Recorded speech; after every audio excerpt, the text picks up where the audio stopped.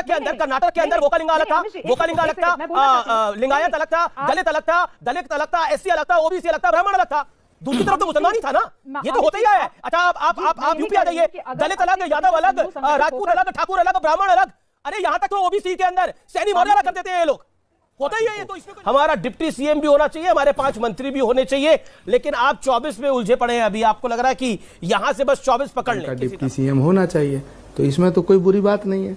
जब वोट दिया तो वो डिप्टी सीएम मांगेंगे, अगर वो, इसमें क्या बुरी बात है। मुसलमान कोई अंतरिक्ष से थोड़ी आते हैं, मुसलमान भी इस देश के नागरिक हैं, वोटर हैं। तो हिंदू और मुसलमान को डिवाइड करने वाली जो बात है, मुझे तो लगता है ठीक नहीं है। देश ने, जब देश की आज़ादी की लड़ाई लड़ी जा रही थी तो सब लोग साथ थे। तो हिंदुओं का, मुसलमानों का, सबका बराबर का योगदान है। तो जो मुसलमान हिंदुस्तान के संविधान में विश्वास रखते हैं, भारत की संस्कृति सभ्यता को अपनाते हैं, भारत को अपना देश मानते हैं, भारत के वोटर हैं, तो वो अगर वोट देते हैं तो उन्हें अपने एमएलए चुनने का अधिकार है। और अगर उन्होंने कांग्रेस को वोट दिया है, कांग्रेस पे भरोसा जताया है, तो कांग्रेस पार्टी को उनके हितों की रक्षा करनी चाहिए। होम मिनिस्टर भी मांग रहे हैं, वो कह रहे हैं होम मिनिस्टर हमारा होना चाहिए और डिप्टी सीएम हमारा होना चाहिए। हाँ, अमीश देवगन जी, मांग करने का अधिकार तो सबको है, लेकिन सवाल है कि कांग्रेस पार्टी का नेतृत्व क्या फैसला करता है। वहाँ चीफ मिनिस्टर का फैसला होने वाला है। चीफ मिनिस्टर के साथ साथ डिप्टी सीएम कौन होगा, होम मिनिस्टर कौन होगा, ये उनका विशेष अधिकार है।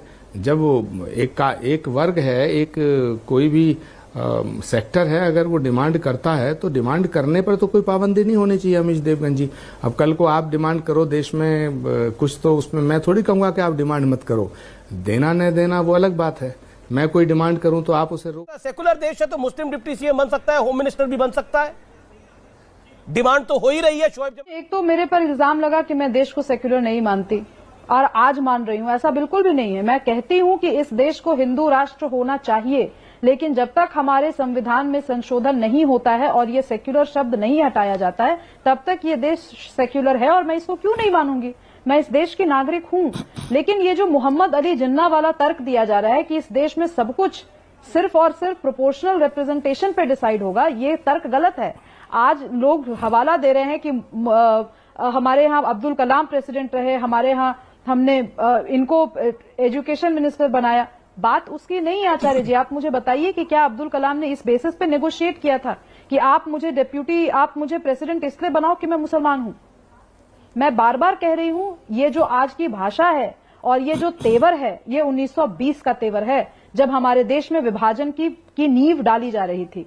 तो इस चीज को समझना बहुत जरूरी है। और दूसरी बात आमिश जी, अगर ये कहा जा रहा है कि मुसलमान, एक तो मुझे ये बोलने में भी खराब लगता है कि हिंदू या मुसलमान सिर्फ अपने नंबर के हिसाब से डेमोक्रेसी में चीजें डिसाइड करें, तो फिर अगर ये 80% तो होता ही है करने पर उतारा नहीं, ये तो होता ही है। कर्नाटक के अंदर वोकालिंगा अलग था, वोकालिंगा अलग था, लिंगायत अलग था, दलित अलग था, एससी अलग था, ओबीसी अलग था, ब्राह्मण अलग था। दूसरी तरफ तो मुसलमान ही था ना, ये तो होता ही है। अच्छा आप यूपी आ जाइए, दलित अलग, यादव अलग, राजपूत अलग, ठाकुर अलग, ब्राह्मण अलग। अरे यहां तक तो ओबीसी के अंदर सैनी मौर्य अलग कर देते हैं ये लोग, होता ही है ये तो। इसमें कोई नई बात तो नहीं है। बिहार से आप आती है, बिहार में ऐसा होता है, महाराष्ट्र में ऐसा होता है, कौन सा तमिलनाडु में ऐसा होता है, कौन सा ऐसा राज्य है जहां ऐसा नहीं होता है? Kashmir to Kanyakumari, this happens. सहमत हूं आमिश जी। आप कहां रह रही हैं? जी, मैं आपकी बात से पूर्णतः सहमत हूं। मैं आपसे ये कह रही हूं कि अगर ये जो भी, क्योंकि हम राजनीति की जब बात करते हैं और राजनीतिक विजन की बात करते हैं, तो हम कई बार ऐसी चीजें बोलते हैं, ऐसी चीजों पे मंथन कर सकते हैं जिसकी भविष्य में संभावना हो। मुझे भविष्य में हिंदू एकता एक संभावना दिखती है। अगर